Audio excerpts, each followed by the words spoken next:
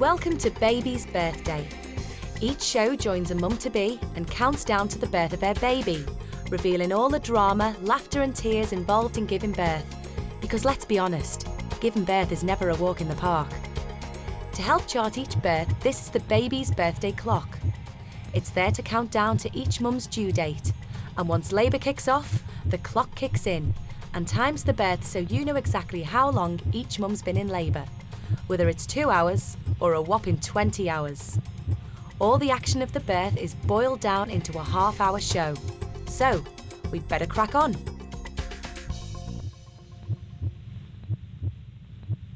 Coming up, teenager Kirsty goes into labour and can't cope. Oh no, it's so, because they hurt you today, I know they did. Shh.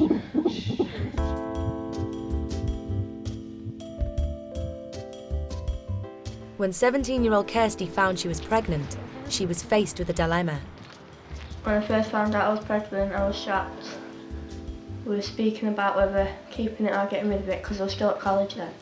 About a week later, I spoke to my mum about it and started things out. We had a chat and I just said, you've got college, you want to do this, you want to be a midwife, you want to further your career. Is a baby really what you want? You're just 17.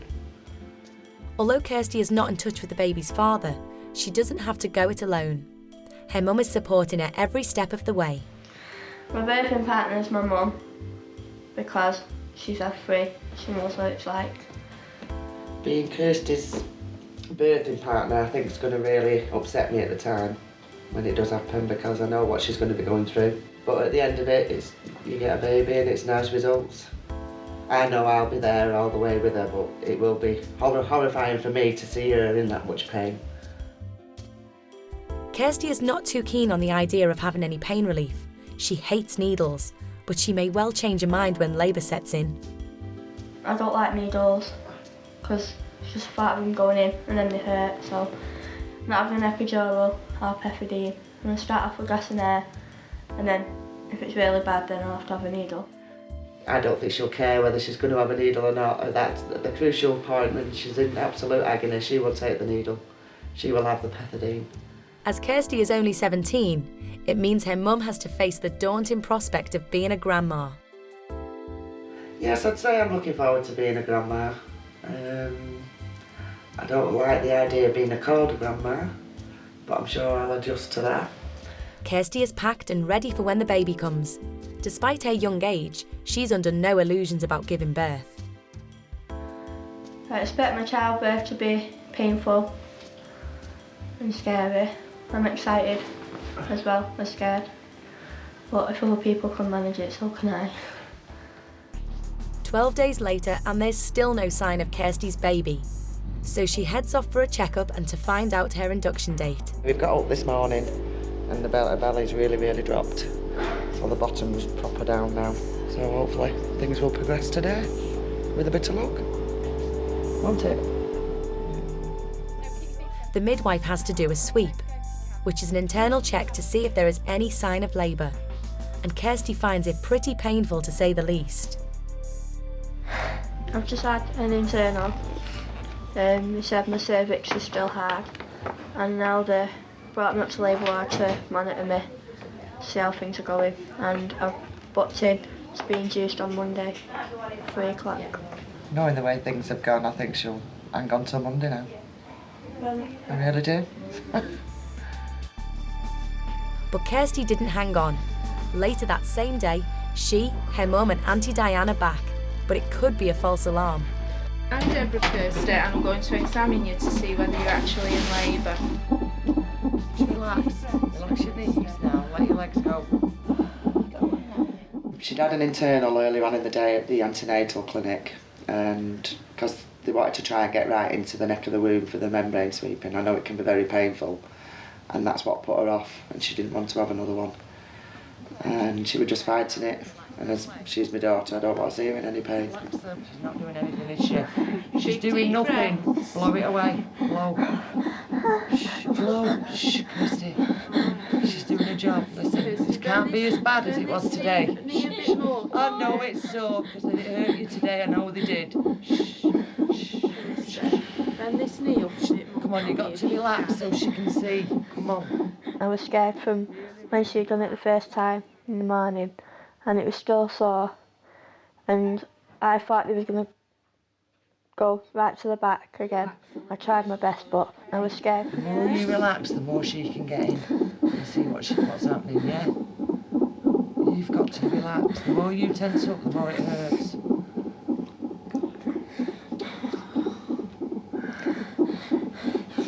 Kirsty, this is nothing yet, darling. It really isn't.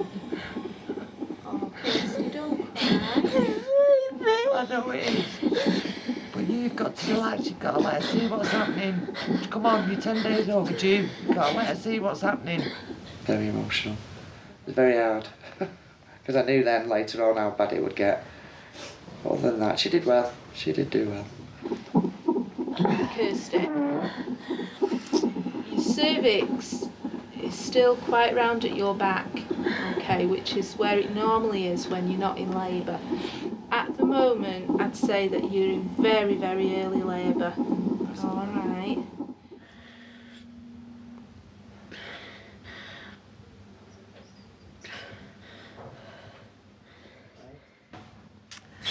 Kirsty's in slow labour at the minute. They've given her some painkillers to see if it takes the edge off it. She's had an internal. They said the cervix is very soft. It's only a finger wide. So they're going to give her another internal in an hour's time and see how far she's progressed from there. And as you can see, Kirsty's not very happy.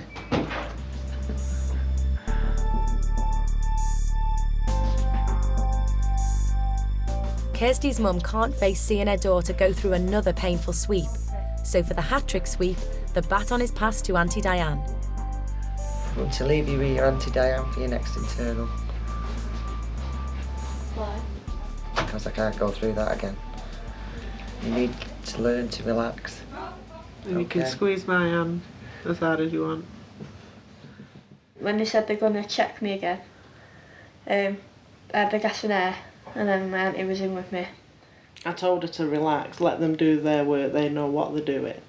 Let your body do the work. So she held my hand. I told her to squeeze as hard as she could. She just said, squeeze her hand if it hurts, but I could hardly feel it. Could feel it a bit, but not as much. And then they said that I was 3 centimetres dilated. Alright, do you want the good news or the good news? Good news we'll have You're first. 3 centimetres dilated now. Well done. Okay. So you've still got quite a way to go. Alright. I thought, oh well, we're going to have a baby soon. I'm proud of her, I want to cry. It's not even mine. So after a slow start, labour officially begins, which means Kirsty's on the move. We'll transfer her up into a delivery room. Basically, we'll be there for her whenever she needs us. We'll listen in on a regular basis, make sure the baby's okay, make sure the labour progresses as it has been doing, and wait for the main event, really. When we was going into the birthing room, as she was 3 centimetres, she kept having these pains. We tried the birthing ball. But it didn't help. Kirsty didn't like that. She wanted to be on her feet. She wanted to walk through the pain. I just went for a walk again, round the ward and outside. No, they wouldn't let me outside. I was just staying on the ward. And then I tried the birthing ball again. She wouldn't sit on that ball at all. She just didn't like it. And she wouldn't have gas and air either. Then my mum told me to try gas and air, but I wouldn't have it because it made me feel dizzy at first. Don't take the pain away. So I just thought, right, I'll walk. Then when they were getting stronger, they said I had to stay in my room. So I was just walking around the room. Better stay than what she was earlier. No, this one isn't going away. It's lasting forever. Mobility helps a great deal. It helps gravity to bring the baby down onto the cervix and helps it to dilate. So yeah. After so many hours, we thought we were going to get there. We all took bets on how far she would be. And then 4 hours, 5 hours later, they gave her another internal. Kirsty, I'm sorry, just bend your knees up. Come on. What you're doing is you're squashing the two fingers together, so it's hard to see where your cervix is open. By the time she did have the third internal, she was only 4 centimetres. By this time, me and my sister were really exhausted by this time. And 4 centimetres, and that's when it really dawned on us it's going to be a long day, a really long day, because this was like 7:30, 8 o'clock. And she'd only gone from 4 centimetres from midnight, and that took 8 hours. So you just know then you're going to wait another good 6 to 8 hours. I need to stand up. All right.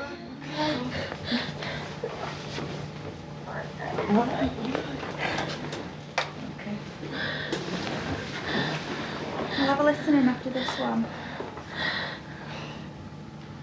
What's the matter? Gel.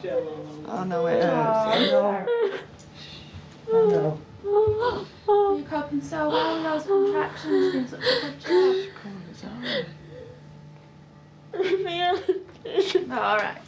Come on. Turn yourself around back on the bed. That's it. Just take some deep breaths of fresh air and the dizziness will go. Nice, slow breaths. Take your time. That's it. How far is she? About 4 centimetres. But I think your contractions, from what the midwife said, have only really just started going.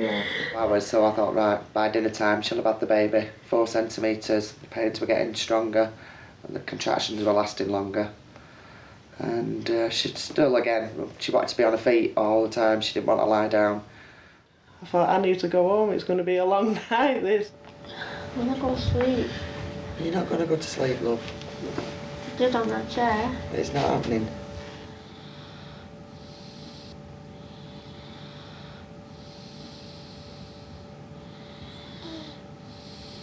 Sleep now. Coming up, Kirsty can't cope with labour, so she has to face her fear of needles. Keep going.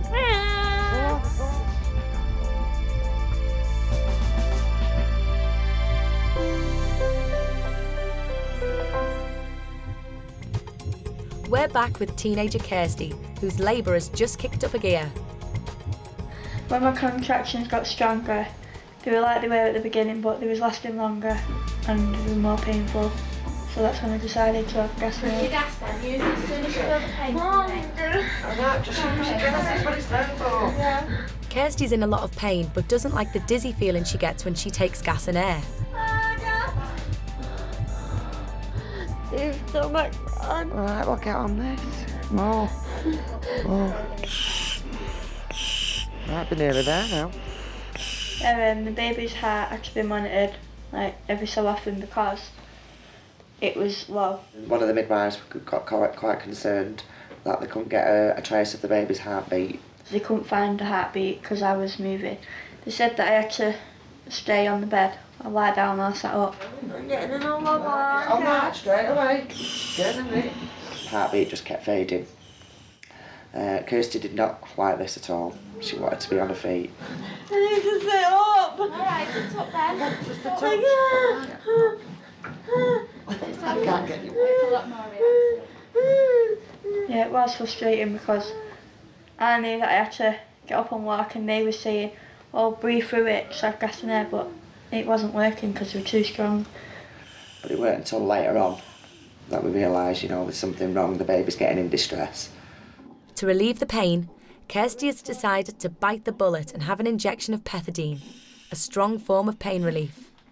Kirsty's dad and her aunt have also arrived to offer their support. I asked for a pethidine because the gas in there wasn't working. It was making me feel tired and they were getting stronger. And no, I don't like needles, I wanted it anyway.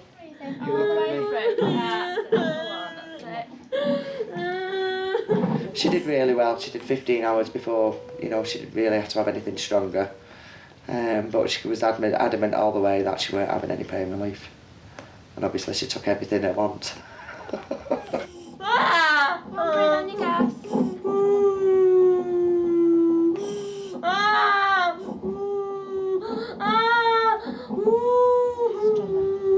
So then they gave it me and then nothing was happening. My contractions stopped. After taking the pain relief, Kirsty's a bit more relaxed. What day is it? 22nd.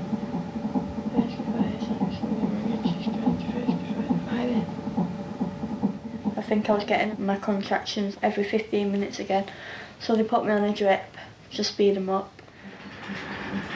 Can I squeeze in there, please?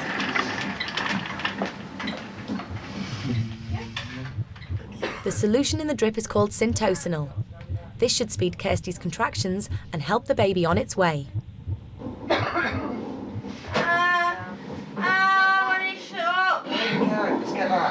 get that. Come lunchtime, Kirsty was really, really bad. The pains were getting bigger and stronger. At that point, that's when the camera crew had to leave the room. Kirsty was getting really distressed. I stood outside for a while because it was all chaos in there. Midwives running in, running out. I heard Karen saying, you've got to have the epidural. I've heard Kirsty saying she doesn't want the epidural. And then the midwife, I got a senior midwife and she'd come in and they just said, I think it's about time Kirsty had an epidural. It's getting really, really bad. And, she has done well up to now, but she's going to need this epidural. She did at one time tell me she was scared. She was really nervous, she doesn't really want it, but she had it and she did well. Proud of her. Well, Yes. Then when the calming time came, the epidural had kicked in and it was all nice, peaceful. I thought, this is really tranquil. It was how calm it should be for the baby to come into this world. epidural's not working. Of course it is. Nothing's not. It's not working. And Kirsty thought it was rather hilarious because the epidural wasn't working, and obviously it was. She's just lay there with the gas and air, happy as Larry. It's great, this, I can do this and again and again. It's fine, this. I don't sleep on Go home. You want to nurse your baby, don't you? I'll let you go home. Finally, after 13 hours, Kirsty is ready to push. Go on, love. What's your bum? They said when you get a contraction, just push. But I could still feel my contractions, but not as bad as before I had the epidural. But I couldn't sit still because I kept saying I need to go to the toilet. Right, come on, don't waste this one's a good one now. Go on, go on. But then my contractions came dead quick. So then I was pushing. Go on, that's it. Out, go on.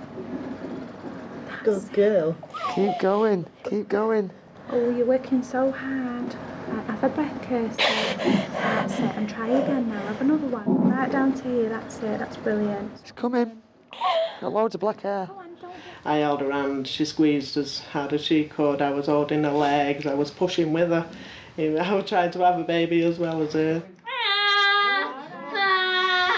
It's stretching everything down below. Doing it. But it did take a good half an hour to do all the pushing because the contractions wasn't lasting long enough to push the baby out. That's it. That's your baby's head now. Okay. Oh, look! Once the baby's head was there, that was it then. We just really wanted her to push and just get the baby out, which did seem to take quite a while. Oh, that was just amazing. I've never seen that before. That was just magical. Just thought it was really nice. Alright, so baby's it, push out. Push it. 12 minutes past 5. Once the baby came out, I was really elated. And then just for a few, I don't know if it was a minute or 2 minutes, we just sort of looked dumbstruck because the baby was very, very blue. Didn't cry, very stiff. And the only thing I can basically remember then is the midwife shouting to hit the orange button. Press that red button on that wall for me. This one here. Just so that someone can come in and give me a little hand. This emergency button. Yeah, please. Is she okay? Alright. Yeah, she's just a bit shocked now, really. Alright, okay. I could just come find it in the car house. Just let me. She actually, great. And then the next thing you know, we could hear the cry, and that was it then, really. It was just elated, it was all over.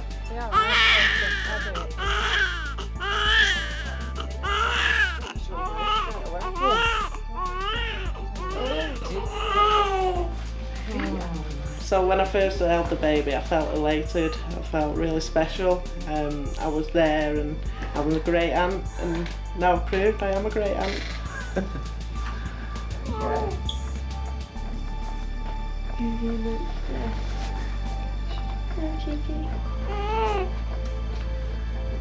We got there in the end. She did it.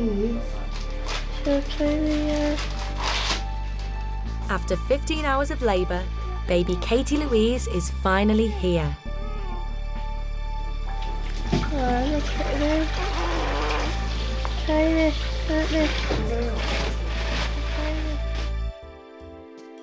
And the baby is now settled into the family, and great Auntie Diane loves nothing better than to fuss over her. Now the baby's home, it's just another addition to the family. I'm round here practically every day, looking after her, feeding her. I'm always there to wind her if she wants me, so yeah, it's lovely. Lovely being here. I don't know how I feel about being a grandma, actually. I just sort of help out in the role that I do anyway. But, you know, if I see Kirsty struggling and I'm helping her, or I tell her what to do. But yeah, it's nice having a baby back in the house again. Oh, bless you! So, after 15 hours and 3 minutes of labour, Kirsty has now got a lovely daughter called Katie Louise. In hospital, I didn't feel like she was mine because all the midwives were like doing everything for me, like changing the bub and feeding her. But now, when I got home, it just felt different because I was with her all the time. And I don't know. Are you happy? Yeah, very happy.